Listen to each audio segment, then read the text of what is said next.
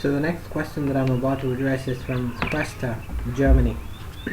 Okay, so you live in Berlin, and your question is it true that our circumstances surround and influence us so much that we turn into the people that we least expected to be when we are in a good mood? So basically, Cresta, the answer to your question is fairly simple. Are you talking about your surroundings? How much your brain lets circumstances influence it, or is it really about do circumstances play a role or not? Because these questions are distinct. Do circumstances govern up to 60% of how our moods are influenced? Probably yes. Circumstances decide a lot of things, right? You leave milk at a certain temperature in a certain atmosphere, it gets the ability to get translated into curd, it will do it. So it is true to believe that circumstances do play a role in managing things around. But what governs your circumstances, I think, is you, and not the other way around. Okay? Now, I know that sounds cynical because many a time circumstances are beyond your control in regular words, but they are actually never in control. They are just slightly beyond your usual ability to control things. So let's say there are 7 flights you've got to catch in a day. You would need ample rest, you would need sleep. Somebody who does not need as much of how much you need it may manage that day flawlessly, so to believe that circumstances control us is incorrect. We usually survive a few circumstances, and I'll take simple examples for this, depth, for instance. So Greta also asked me this question from Berlin, and she says, how do you write so much about life and death, and how do you equate it so simply in your head? So not just to her, to everybody around. I lost a very good friend when I was very young, not even young, I was a child, so probably 11 years old, and I lost my best friend then. So best friend by the amount of time that we used to. Otherwise, I don't believe in that terminology anymore. Everybody is a good friend, but he was a very good friend of those times. And it was just one fine day when I returned to school after our summer vacations that used to be for about 2 months. I found that he died during his summer vacations. So I think that was my first interaction, or my first confrontation with the concept called death. So honestly, I did not understand the fact that he will never return. I thought that they were trying to explain to me that I could not see him again.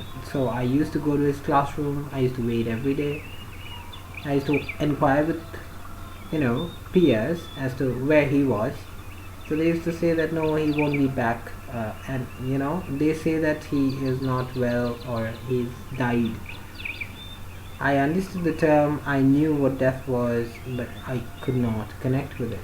I could not connect with that concept at that age. I think I delved deeper into it, and it's with time that I realized that that is the ultimate thing, So some people live for 11 years, few live for 12 years, few live for 99 years. That is life. So knowledge, how soon you get to confront things in life is how much depth and information you would hold. It's very easy to find shortcuts. It's possible to find smarter ways of doing things, and navigating through life without getting hurt too much. But in the process, I think we forgo a lot of valuable information that can be the building block for us steps ahead. As so long as we balance this fairly well, I think things will go right, even in the long run. B. Uh, I wonder if you've been stuck in tough situations or not, Greta, but I've been stuck in a lot of tough situations in life. Tough in the sense that they are challenging. So they demand you to act a little more powerful or slightly extraordinary than how you'd operate on a regular day. I've had challenging days at work, I've had challenging days on the street, and I've been fairly resourceless a couple of times. So if you get stuck in an international location with in a bad situation where you miss probably a tube. I was supposed to catch a tube and I was supposed to go to the next station, and thereon a lot of other plans were slated out. But when I reached there, I missed that core train or tube that I was supposed to board at X time so that I make it to the Y location at X time. So when that did not happen, there were circumstances, created, and then I survived it. But I see a lot of people who get bogged by the fact that they're being troubled. I see a lot of people worried about traffic jams, regular challenges that life throws at them. Um, it is understandable. I'm not saying that I'm any less human or got exceptional combating abilities to these situations. It's just that it's alright. I've seen this before. I don't even react to it anymore. So if there is a traffic jam somewhere, it's something that happens. So I don't let it take me over or influence my mood even by a certain degree these days. That's the only difference. I think that is growth with time. So, but does it mean I take it lightly? No. I will always talk about good ordinance as far as traffic regulations are concerned. For example, I would always support driving sane, lane driving, following all signals, everything that you can apply as a mechanism to ensure that it works smoothly should be done. However, don't let it take you over. People can go bankrupt with time. I don't know, Quetta. So this is the Indian currency. This is very valuable. You need money to survive. It's about when you have it and when you don't. So let's say you need it and you don't have it, you will call it a bad day. But I may think, and another way of looking at it is that probably this is not the day when I should have that wish on my wish list. When you need technology, you need it. So let's say you're desperately posting a picture somewhere and you run out of network. You might crib about it, but will it change the situation? It will not. So basically, circumstances, I think everything is created right here. There are no tough circumstances, there are no goals that are missed. You created the goals here, you probably achieved them, or you failed. But what does it do to you eventually? Let's say you fail them, but you moved past that failure smoothly, then I think you did a fairly good job.